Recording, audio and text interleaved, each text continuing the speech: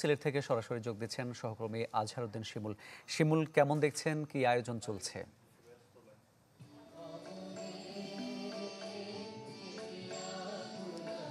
মামুন, সকাল থেকে আসলে আমরা জানানোর চেষ্টা করেছিলাম পয়লা বৈশাখের আয়োজন সিলেটে কেমন চলছে।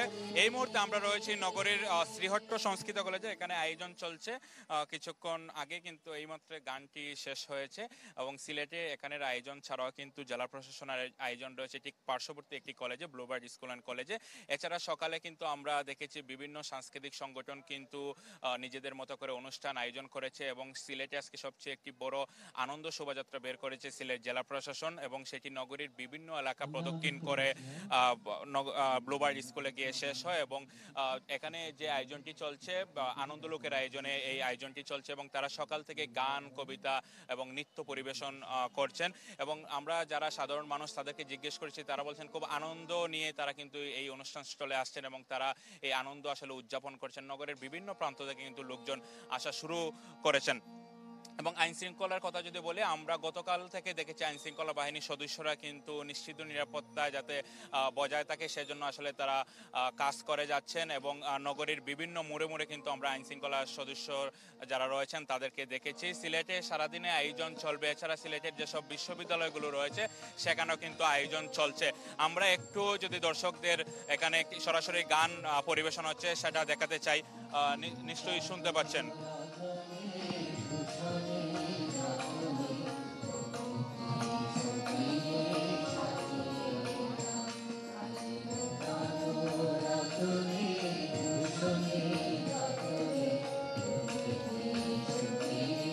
তো দর্শক, পরবর্তী বুলেটিনে আমরা জানিয়ে দেওয়ার চেষ্টা করবো সিলেটে আরো কোনো জায়গায় অনুষ্ঠান কর্মসূচি থাকলে। তো মামুন, আমার কাছে এই ছিল সিলেট থেকে সব শেষ।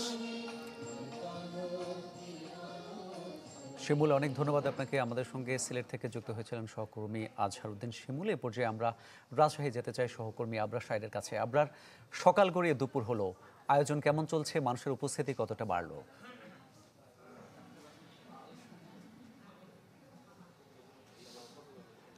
রাজশাহী বিশ্ববিদ্যালয় কিন্তু ছোট ছোট যে আনন্দ শোভাযাত্রা, ছোট ছোট আনুষ্ঠানিকতা এবং বর্ষবরণের যে উৎসব সেটি চলছে।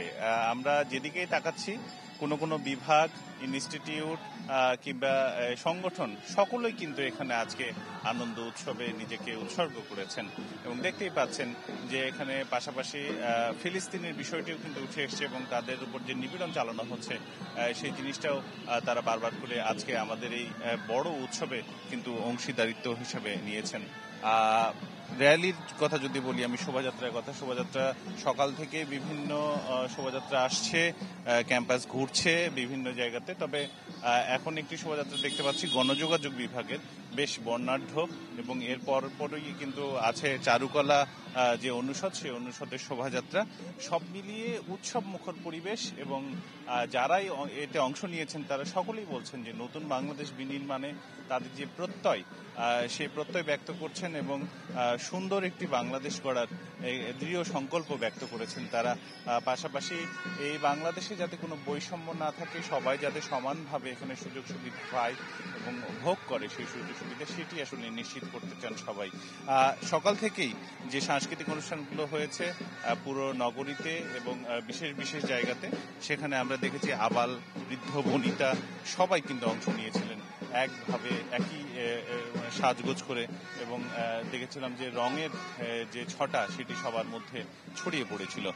রাজশাহী জেলা প্রশাসনের আয়োজনে বেশ কিছু আয়োজন করা হয়েছে এখন পর্যন্ত, যেটি রাজশাহী জেলা প্রশাসক বলছে যে তারা সকালবেলা র্যালি করেছে এবং শিশুদের জন্য যে শিশু একাডেমি রয়েছে, শিশু একাডেমিতে তাদের আনুষ্ঠানিকতা ছিল এবং সেখানে শিশুদের চিত্রাঙ্কন প্রতিযোগিতা, তারপরে শিশুদের সাংস্কৃতিক অনুষ্ঠান, গান, নৃত্য সবকিছুই তারা আয়োজন করেছিল।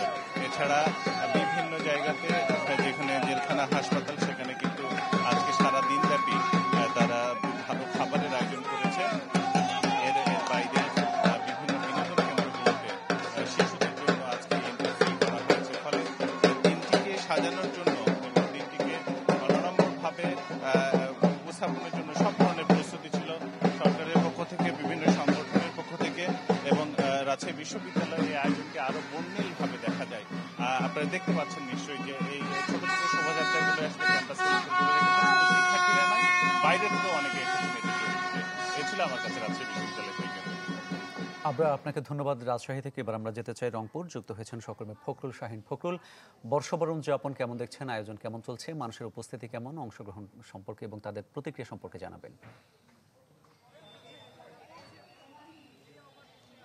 মামুন, একটু আগে কিন্তু জেলা প্রশাসকের আয়োজনে বর্ণিল শোভাযাত্রা পালিত হয়ে গেল। আমরা দেখেছি যে রংপুর ডিসি মোড় থেকে অর্থাৎ জেলা স্কুল মাঠের সামনে থেকে শুরু করে নগরের বিভিন্ন সড়ক প্রদক্ষিণ শেষে কিন্তু আবারও শেষ হয় শোভাযাত্রাটি।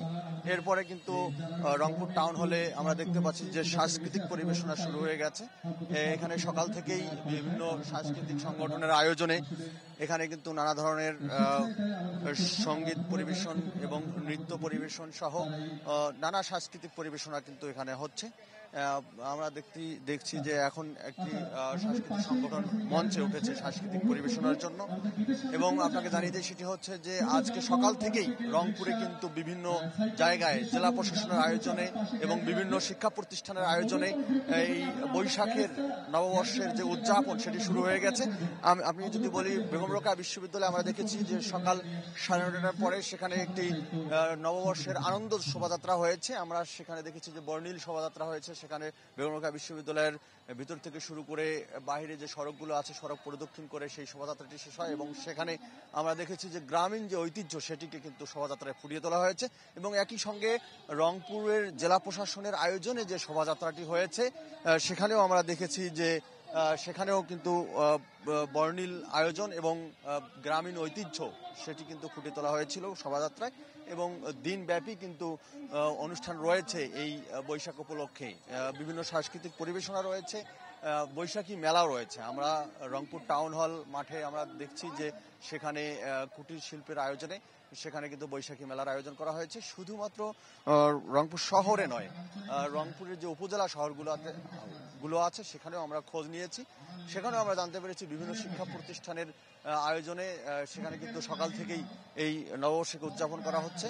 এবং আমরা যারা নববর্ষ উদযাপন করছেন তাদের সঙ্গে কথা বলেছি, তারা বলছেন যে জুলাই অভ্যুত্থানের পরে প্রথম নববর্ষ। তারা চান যে আসলে বৈষম্যহীন সমাজ গড়ে উঠুক এবং দেশের সকলেই ঐক্যবদ্ধ থাকুক এবং সবার মধ্যে সম্প্রীতি বিরাজ করুক। এটাই কিন্তু সকলের চাওয়া। তো এই ছিল এখানকার সর্বশেষ মামুন। ধন্যবাদ আপনাকে।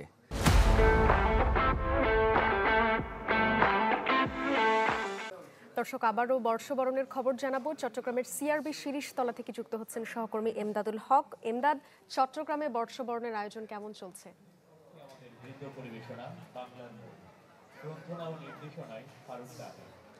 সাদি, আপনি সহ দর্শককে পয়লা বৈশাখের শুভেচ্ছা জানাচ্ছি এবং নতুন বছর, নতুন স্বপ্ন, নতুন দিন। এবং এই দিনে পহেলা বৈশাখের এই আয়োজনে পুরনোকে যত দুঃখ কষ্ট গ্লানি আছে সবগুলোকে বিদায় জানিয়ে নতুনভাবে দিন শুরু করার যে উপলক্ষ, ধর্ম বর্ণ নির্বিশেষে আবহমান বাঙালির যে ঐতিহ্য, সেই পহেলা বৈশাখকে কেন্দ্র করে কিন্তু চট্টগ্রামে আমরা দেখছি যে সকাল থেকেই নানা ধরনের উৎসব আয়োজন কিন্তু চলছে। এবং এই মুহূর্তেও আমি আছি নগরীর সিআরবি শিরিষতলা এলাকায়।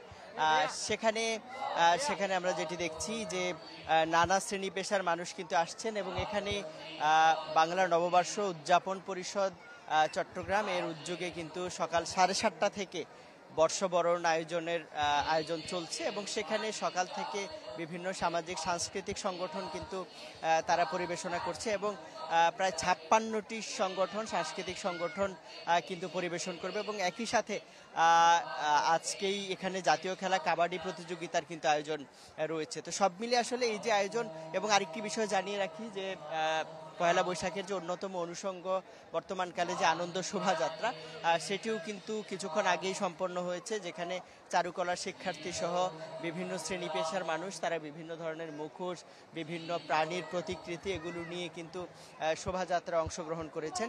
এবং সকাল থেকে আমরা যেটি দেখছি যে সাধারণ মানুষ তারা আসলে তাদের সন্তানদেরকে নিয়ে, মানুষজন শিশু সন্তান সহ পরিবারের সদস্যদেরকে নিয়ে কিন্তু এসছেন এবং পুরো দিনভর তারা সকাল থেকে এখানে অবস্থান করছেন। এবং একটি বিষয় তারা বলছেন যে পুরনো দিনের যে পুরনো বছরে পুরনো দিনের যত কষ্ট দুঃখ গ্লানি আছে সেগুলো ভুলে গিয়ে আজকে থেকে যে নতুন দিনটি শুরু হলো, সেই নতুন দিনে নতুনভাবে সবাই মিলে ঐক্যবদ্ধভাবে একটি সুন্দর বাংলাদেশ, সুন্দর সমাজ গড়ে তোলা, সে প্রত্যাশার কথা কিন্তু আয়োজকরা যেমন বলছেন এবং একই সাথে বৈশাখ বরণে যারা আসছেন সবাই কিন্তু এই কথাই বলছেন। তো এই জায়গাটি শুধু নয়, নগরীর বিভিন্ন জায়গায় কিন্তু বিভিন্ন সামাজিক সাংস্কৃতিক সংগঠনের উদ্যোগে কিন্তু স্বেচ্ছাসেবী সংগঠনে বৈশাখের আয়োজন চলছে। তো নিশ্চয়ই আমরা পরের সংবাদে আরো অন্যান্য জায়গার খবর জানাতে পারবো। সাদিয়া। এমদাদ, ধন্যবাদ আপনাকে।